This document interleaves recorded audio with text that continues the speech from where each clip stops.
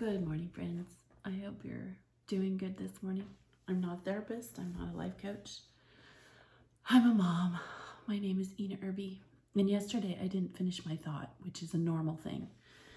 If it's not safe and your kids need their energy out, YouTube is wonderful. I love YouTube because you can do a 10-minute cardio in your living room. And so, yeah. That, my littlest one, we have 3 yoga mats. We need to get one more for Dad. And my littlest one will do a full 20 minutes of a Pilates YouTube class, and I'm struggling like the first 3 minutes. So yeah, there's lots of fun things you can do with the kids and be in a safe environment if you're in an unsafe place. So that's what I wanted to tell my mommies. So we have this coronavirus, and as an ex-Jehovah's Witness, I'm sure people wonder, well, what is she thinking now, right? What she left Jehovah's Witnesses at the worst time, right? Because now she's gonna die. No, I'm really, one of the reasons why I left Jehovah's Witnesses is because of child molest and how it touched our family, along with shunning. So disfellowshipping, right? Or when my dad was alive, it was disfellowshipping. And I don't even know if I remember the word disassociated. I don't remember that, but I know disfellowshipping. And I remember a sister who I called my Aunt Vi. She was when she was a single mom, and I loved her, and she was my Aunt Vi. I loved her, and I still love her. And when my dad was disfellowshipped, he would come home, and she would run out the door saying, "I can't talk to you. I can't talk to him. I can't talk to him. I can't talk to him," and just went into her car and drive away, speed away. So, I saw the effects directly in how it affected my family. And because of that, that is just, I tried to explain it to my husband, because I think for Jehovah's Witnesses, there is a judgment, right? There's a judgment that is given by the elders. And so the congregation as a whole is expected to keep that. And no one really, in the congregation, people knew that my dad had problems. So, and I don't care how much they tell you, it's private, right? You go to the elders and it's supposed to be private. No, they don't keep it private. So, I saw the effects of disfellowshipping in my family and how dangerous it can be. And later on in time, my brother got disfellowshipped as well. So it hinders a family from growing in love, and everyone is affected, including the congregation. So that was two of the reasons why I left Jehovah's Witnesses. And I'm glad I did, because as my children were getting older, I have a 13-year-old, and it was about time for baptism questions. And I thought about what my father had said, whatever you do, don't get baptized. And my brother got baptized at 13 years old. And I was, I think it's kind of odd that they allowed him to do that. But also my brother had come into a time when my father had been reinstated. He didn't have the time that I had with my father in his disfellowshipped state, where we really talked in the evenings. My dad would go to the Kingdom Hall, we would sit in the car, and he would tearfully tell me the importance of never getting baptized because of the pain and of disfellowshipping. So I had years of that, and I knew the pain because I saw it. So I didn't want my child to end up getting baptized as a teenager. And there was a sister in my congregation who had a daughter who was the same age as my daughter. And she was like, well, I'm going to go over the questions. And her teacher's already going over the Bible questions. And I could tell there was an air about it that I didn't like. And I was starting to feel pressure. And I didn't want my child to feel that pressure, because baptism is a very big responsibility. So yeah, there was a lot of pressure I started to see that was inconsistent with Bible teachings. There's no scriptures in the Bible that show that Jesus baptized children. So yeah, no. Do I worry that I am going to die because of my choices? No. And I'll tell you why. I see that there's a lot of inconsistencies in our religious beliefs as Jehovah's Witnesses. There were a lot of inconsistencies, and they were not biblical. So when it says, get out of her, my people, if you do not want to share with her in her sins, I realized that Jehovah's Witnesses and the Watchtower and Bible Tract Society were no different from their sister, Babylon, what they categorized. That Jehovah's Witnesses were no different in their teachings when it came to Catholicism or fundamentalist religions that really didn't follow the scriptures. There's no hell in the Bible, like a burning place for wicked people, or there's no limbo, right? Or like a place where people will just go in limbo and not be able to go to heaven or to hell. So that's not scriptural. Yeah, so there's a lot of reasons why I decided to leave, including the fact that I think now, like I said, I cut myself off. I finally came to a realization that what I was doing was wrong and what I was preaching was wrong. So yeah, I cut myself off as one of Jehovah's Witnesses. And then once I did that, I was able to clearly see things a lot more better. Clearly see things. Once you get out of the forest, you can see the trees. And so that's exactly what I feel I am doing. Bibles, the New World Translation, grace was changed. Undeserved kindness, right? Grace and undeserved kindness. Here we go. I have an American Bible. I have a New Revised Standard Version. I have a Contemporary English Version. And so, along with other Bibles that I purchased along the way. And I will continue to, just kind of map it out. But, and read it from different Bibles. And then, we have Bible Hub. So you can, if you don't have access to, a physical book, you can look it up on your phone and still be able to compare the scriptures. I was concerned too with the fact that Child Molesters Memorial is coming. And for most Jehovah's Witnesses, they will meet in small groups.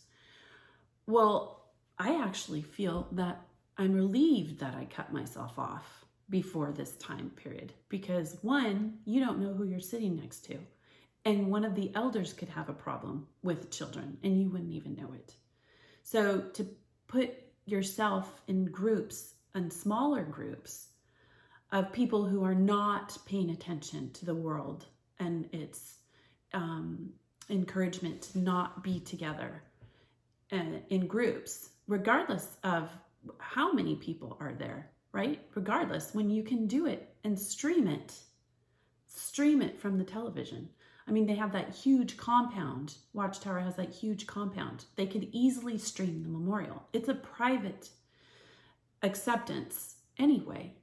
For last year when I went to the memorial, there was a sister and she wanted to sit next to me. And I said, sure, that's fine. She goes, well, is it okay? Because I take the memorial emblems. And so are you going to feel weird?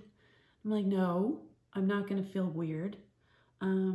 That's fine. You can, that's fine. You should feel, but it's strange that if you take the emblems that you should feel that uncomfortableness instead of, rejoicing, right? If you feel like you're going to heaven, rejoice and let everybody rejoice with you. That was the time to rejoice. So it's a strange, it is a strange culture in Jehovah's, being inside Jehovah's, the actual organization and the people in it. So you would think she would rejoice as being, a person that wants to go to heaven. And it wasn't that way at all. So, and there is you get a big group of Jehovah's Witnesses and everybody's looking to see who is participating. And from my knowledge now, most people in the world around Jehovah's Witnesses participate in the sacraments or the bread and the wine, the emblems, because they recognize the Christ, whereas Jehovah's Witnesses do not. And what is more interesting is it's very similar to Black Sabbath, where witchcraft is involved and witches get together and they deny the Christ. The blood and the wine is passed and they deliberately not take the blood and the wine. And for Jehovah's Witnesses, if you're listening to this, look it up. That was very eye-opening to me. So there's certain things that I'm very grateful that I did what I did exactly at the time that I did it. Not to mention the UK and its investigation about child molesting and the cover-up that Jehovah's Witnesses, the organization, the Watchtower and Bible Tract Society, has done.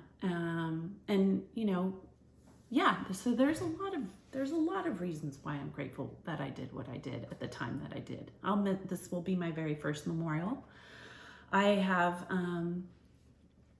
am, like I said, I believe we're living in exciting and very challenging times for anybody who wants to remain a Christian, because it is difficult. It is not an easy thing to say, well, I'm Christian, because it comes with a lot of, unfortunately, Christianity, comes with a lot of abuses, and they have been abusive to other humans that have not thought the way they did. And it seems like most religious leaders, as well as political leaders, have been very disappointing.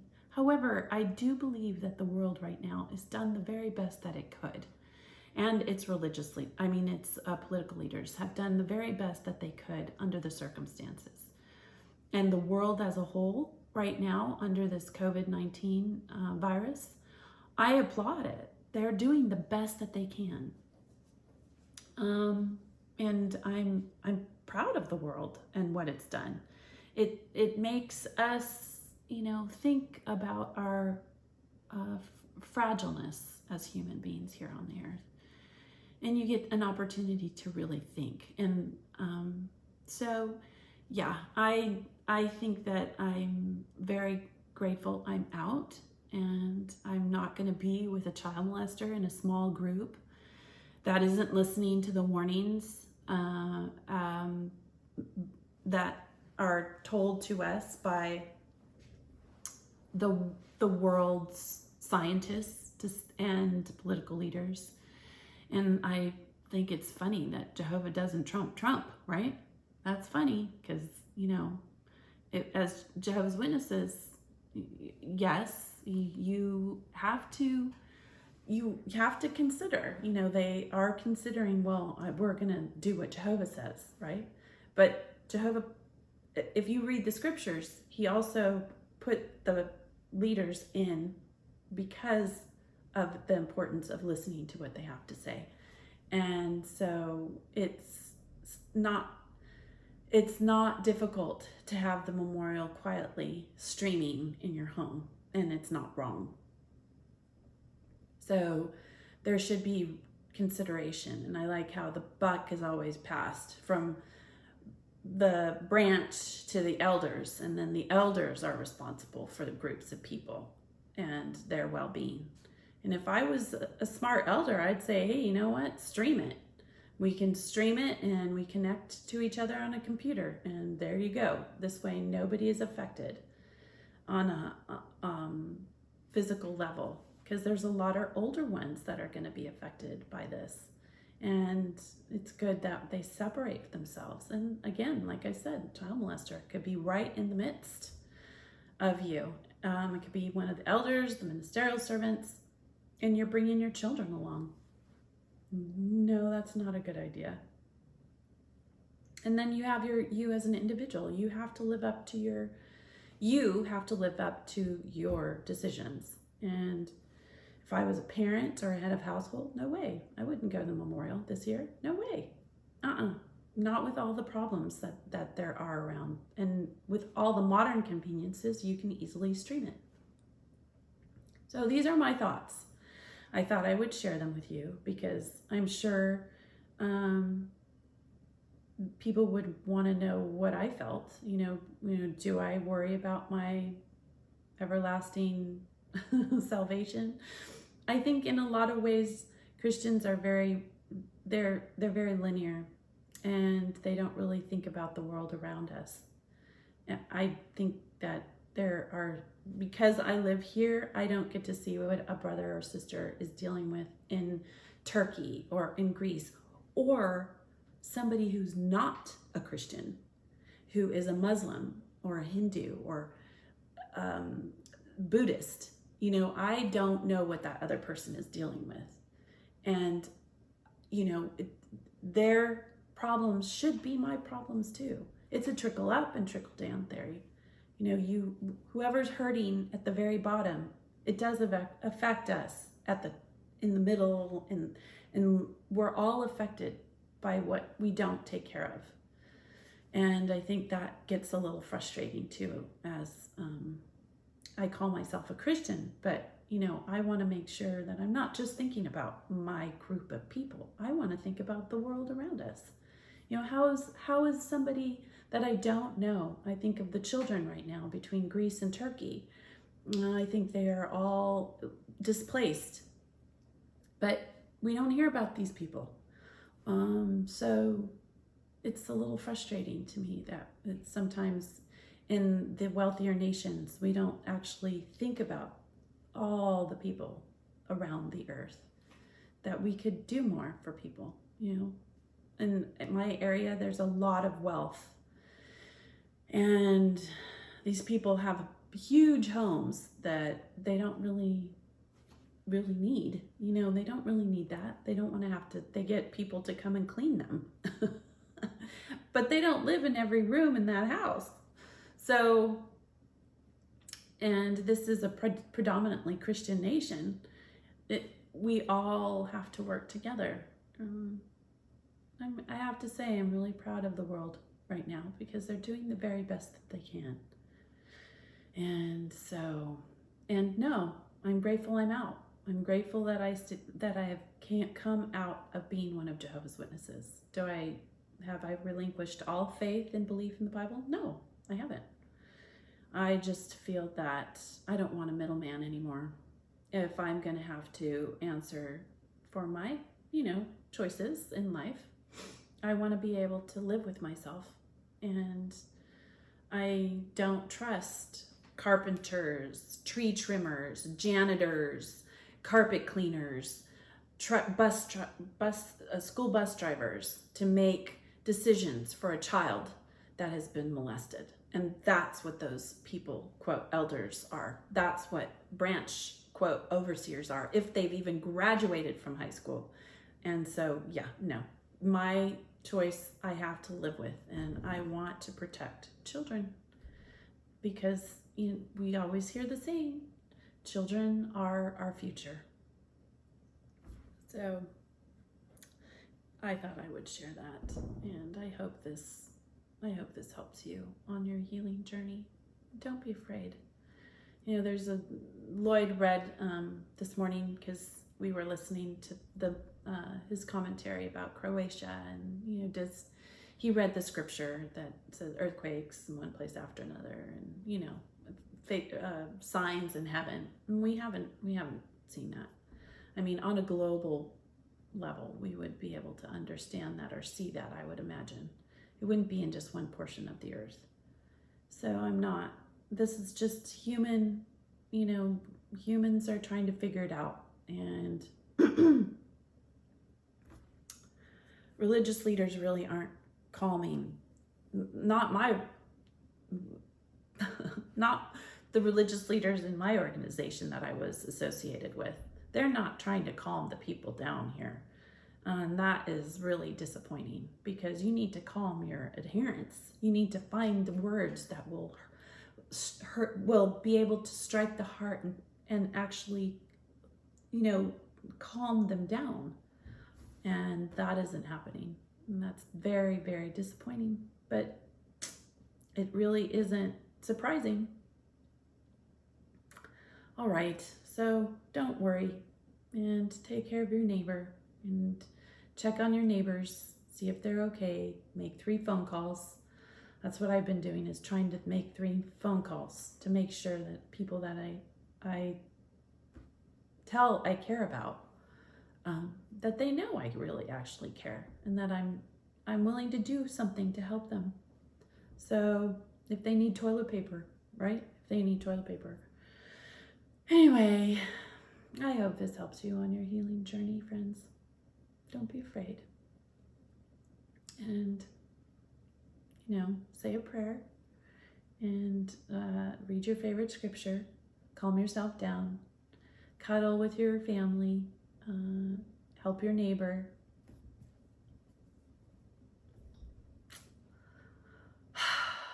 Follow your bliss. And be good humans.